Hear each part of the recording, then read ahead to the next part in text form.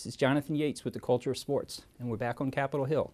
This time to talk about great rivalries. It's not the Russians, it's not the Chinese, it's not even the Democrats or the Republicans. It's the most epic of all rivalries, Johns Hopkins University and the University of Maryland in Lacrosse.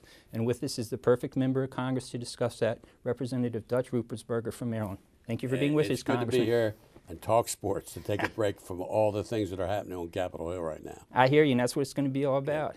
So how did you get your start in lacrosse? You hit everything. You played for the University of Maryland. You were on Team USA. How did you get your start in lacrosse? Well, I've always liked sports from the time I was a little kid. I played rec council baseball, Roland Park Little League it was called. And I was the home run champion, and I was a very fast pitcher. In fact, I have guys come up to me now in my age, late age, said, I was so afraid you threw so fast, I was worried you were going to hit me. But sports had always been a part of my life, and I ended up playing football, and I swam. I was a lifeguard in Ocean City, Maryland, starting at age 15, probably one of the youngest on the Beach Patrol. And then I was a baseball player. I loved playing baseball. But I always wanted to play in the Poly City game. And that's one of the great rivalries. It goes back probably early 1900s. And so I wanted to go to City College to play football, and I did. And my football coach was George Young, who became the general manager of the New York Giants and brought 2 Super Bowls. And believe me, when you went to City College and played for George Young, he was tough. You know, you had one bar, you would have to run, you'd have to hit. We even had breakdowns of films in high school, and this was in the mid-60s. Sure. So anyhow, went to City. I started out playing quarterback on the JV team, and my coach, the assistant coach, was a guy by the name of Joe Brune, who became the head football coach at Loyola High School when he left City. So George Young said to Joe Brune, he said they need a lacrosse coach. The lacrosse coach retired, and there's this Lancers Boys Club, which were a Jewish sports club. And they were really good with a stick, but they didn't have many people who hit. So when this Joe Brune, who'd never coached lacrosse and he never played lacrosse, he took over the varsity team. He told his boss, George Young, I need some football players. I need some hitters who play defense.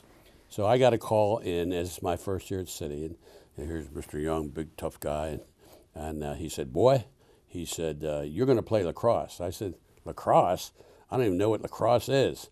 He said, no. He said, that's your spring sport. You're not going to play sissy baseball anymore. Coach, I love baseball. You want to play football for me, boy? I said, yes, sir. So I ended up going to play lacrosse. And in our practices, we were having football drills in lacrosse. We were hitting physical contact. We were running hard, just like we had in football. The parents of the Jewish boys clubs were complaining. We were practicing on Saturday, which was a Sabbath, so that caused more problems. And there was just a lot of confusion.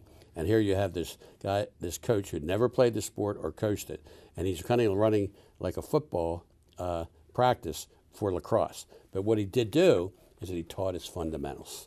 And as a defenseman, you know, I'd never touched a stick. I would go left-handed for 20 minutes, right-handed, left-handed, ground balls, all the basic fundamentals, which really, if you look at sports and you want to teach sports, or most anything in life, it's about fundamentals.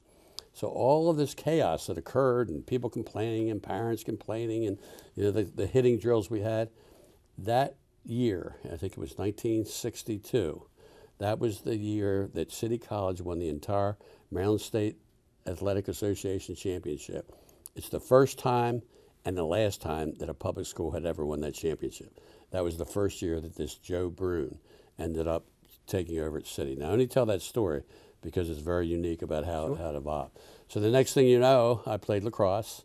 You know, I ended up making, I think, all Maryland or whatever it was, and I ended up getting a scholarship to Maryland. And when I went to Maryland, I was able to start right away. What position? I was defense. Okay. They were the best athletes. Crease or wing? No, I was wing. Wing, okay. And I'd have to cover some of the best players. Sure, the attack. One of those players was Jimmy Lewis, who played for Naval Academy. Navy won everything then. He was probably one of the best I've ever played. The old timers would know Jimmy Lewis, Joe Cowan, all the really good attack players. Sure, Cowan was at Hopkins.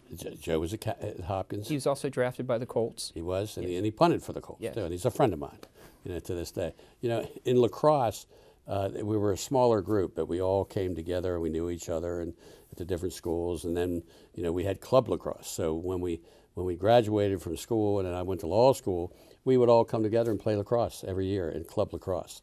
And we kept those relationships, a lot of social relationships. Now, a lot of. Now, Hopkins, you want to talk about Hopkins?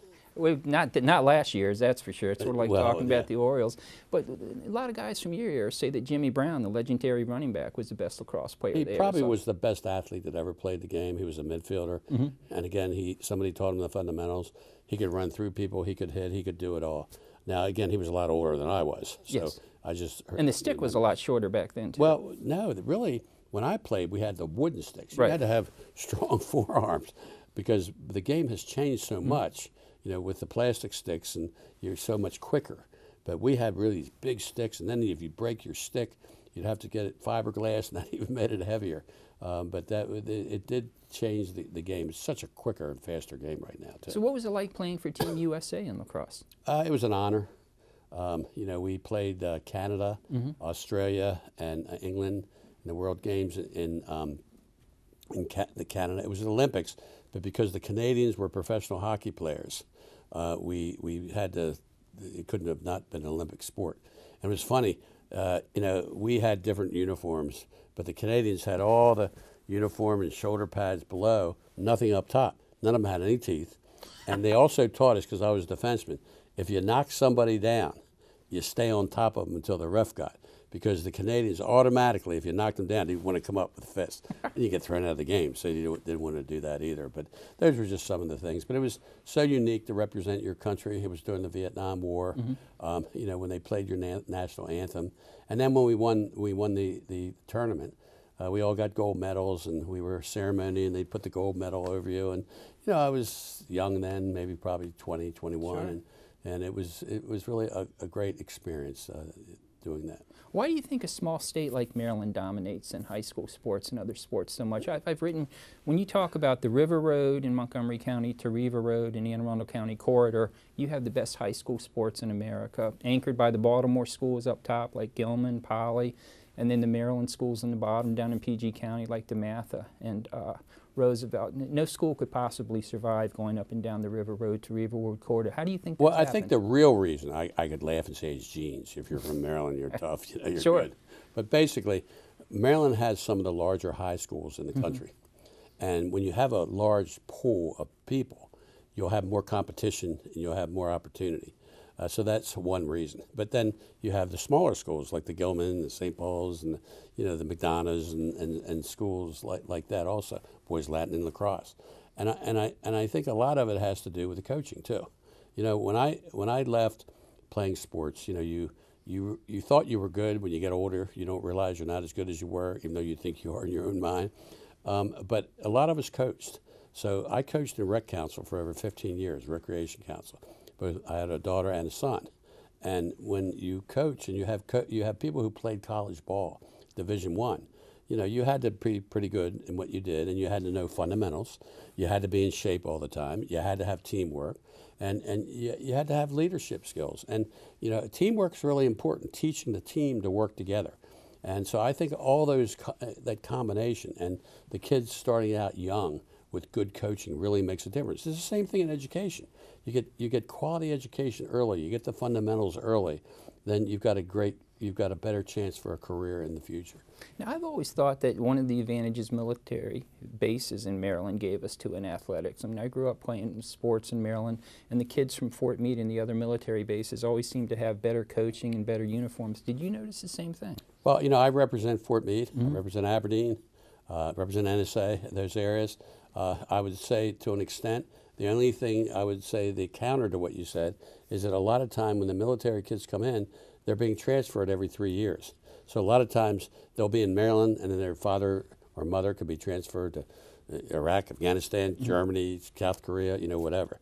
But, you know, I think the military kids that I played with, you know, their fathers were focused on discipline and teamwork and that type of thing. But again, the other side of it is that we would have them, and then the next thing you know, 3 years later, they were gone. Did you think your background in sports with the coaching and the emphasis on teamwork has helped you with your success in politics? Oh my goodness. You know, look, not everybody can be an athlete.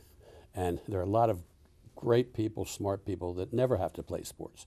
A lot of them are spectators, and they love sports. But for people like myself, sports, from the time I was young, I played. My father was an athlete. My father played football at Maryland. And so when you were involved with sports, you learn some of the fundamentals of teamwork, of you just can't show up. You have to be in shape. You have to work hard. You have to learn leadership skills. And when somebody does something well, good job, or when somebody's down, let's stay together. So I think that's the answer to my question, Steph, basically. So what do you think the impact of Title IX has been on sports? I think it's great. Look, I have a daughter, and I think it's very important that women have the opportunity to participate in sports just as well as anyone else. I think, even though it's a professional sport, what just happened to our women winning the World Cup, that's a tremendous feat. Teamwork, fundamentals, coming together, and they have shown that women's sports are important, that people like women's sports. They're focused on it. So, Title IX needs work. There's no question. I know I think the College of Richmond just put lacrosse is a very popular spring sport. Mm-hmm. It's also a sport that generates money.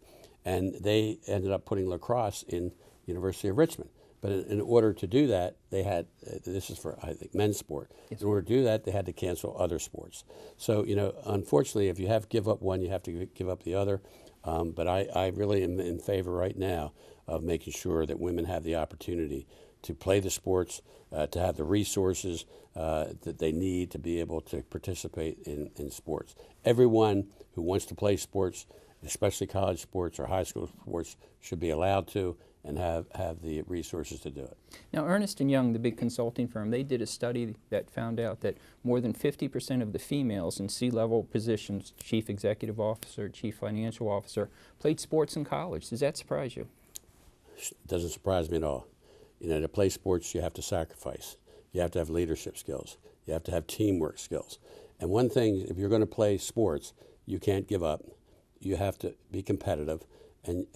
But to be competitive also means you have to be balanced and fair, because it's end game winning. But how do you get there? And I think most of the people that I've been involved with and I've played sports with, and I've played different sports all my life. Well, maybe not now. I'm playing the sport of politics now. But, and I think it helps you in anything that you do. I was a former prosecutor. I was a lawyer. I used the same fundamentals. When my coaches would make me, I have asthma. And so it was always harder for me. I had to run wind sprints, whether I had asthma or not. So you had to fight through it. And it taught you the discipline to fight through whatever you need to do. And I think that's really helps in leadership skills. It's the same thing I'm on the Naval Academy Board. I'm what they call co-chair of the Army Caucus. I work very closely with the head of the Army to focus and to help the Army and the Navy.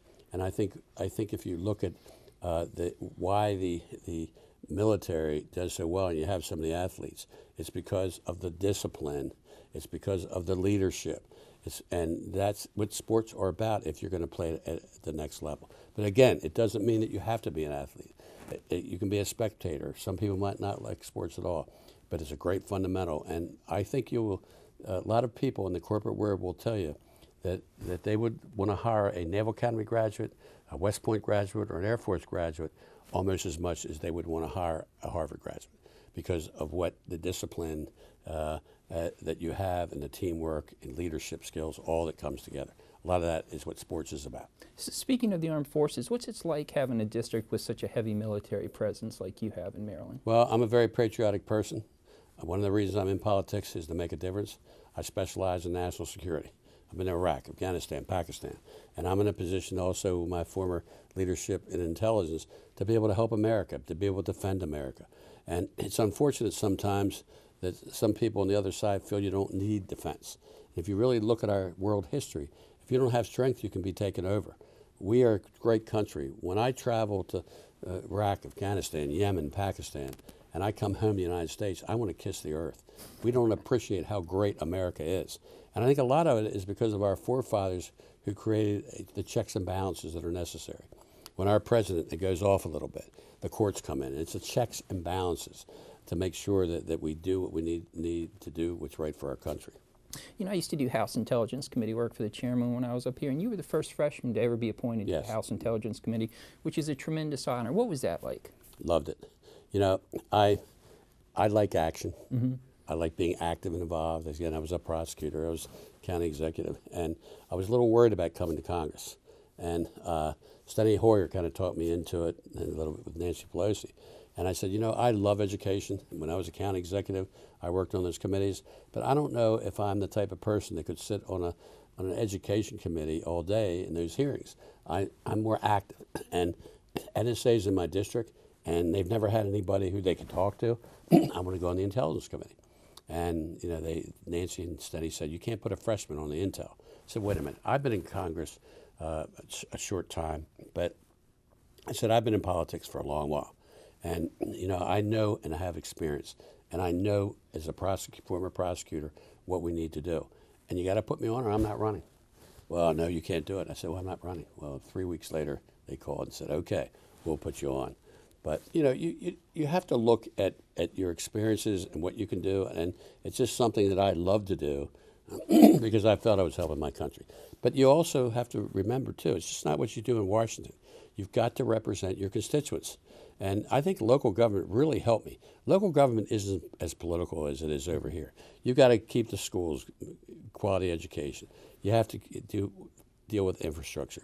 You have to deal with helping your community and pulling your community together, including recreation fields. When I was county executive, I built 5 regional parks. I put a tremendous amount of money into rec councils. We had some problems in parts of my district with some gang problems. So we had what we call Police Athletic League. And what I did is we were having the good kids after school, but the bad kids weren't coming. So we put karate instructors into these PAL programs. The bad kids would come in to learn karate. Once we got them, we hooked them, and we really developed. So they learned the discipline from martial arts. And you know, so you have to do these things. And but I still think this country's split now, and unfortunate. We need to come together. I think a lot of it's split because of the national media. You know, if you're kind of right, you're watching Fox. If you're left, MSNBC, and that's where a lot of people get their information. It's unfortunate because we are the best country in the world. We have a lot of challenges out there. It's a very dangerous world. You know, if Russia, China, and the United States get into a nuclear war, the earth is over as we know it. Sure. So we have to deal with these issues, and that's why it's so important that we keep communicating and keep working. Cybersecurity, which I specialize in because I represent NSA. You were one of the first in Congress to be on that.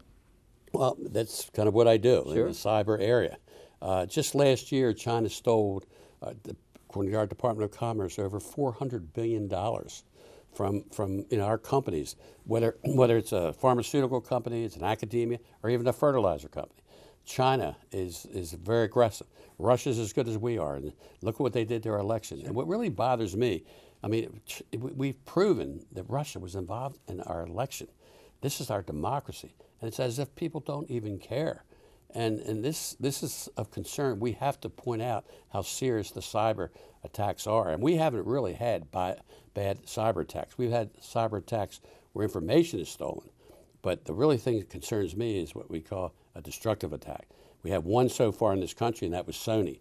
And that's where someone will come in, they will shut you down and, and steal your information. And when we have grid systems and electrical systems, so this is why we have to be so aggressive in putting money into fighting and making sure we stay ahead of the Russians and the Chinese and the Iranians and North Koreans in this area.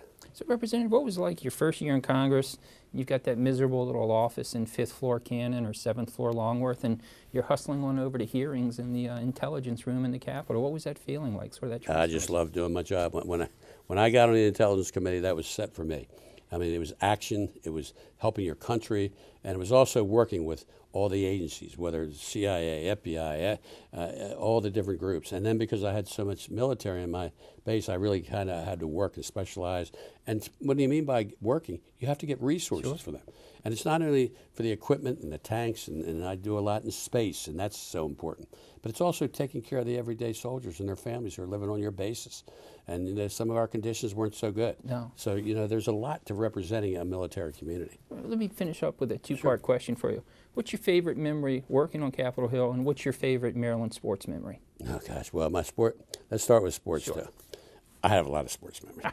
I mean, I was an avid Colt fan as a kid. You know, I love Johnny Unitas, by the way, was a friend of mine. Oh. He and his wife had come to my house for dinner. I coached their kid in lacrosse. He has 2 sons and a daughter.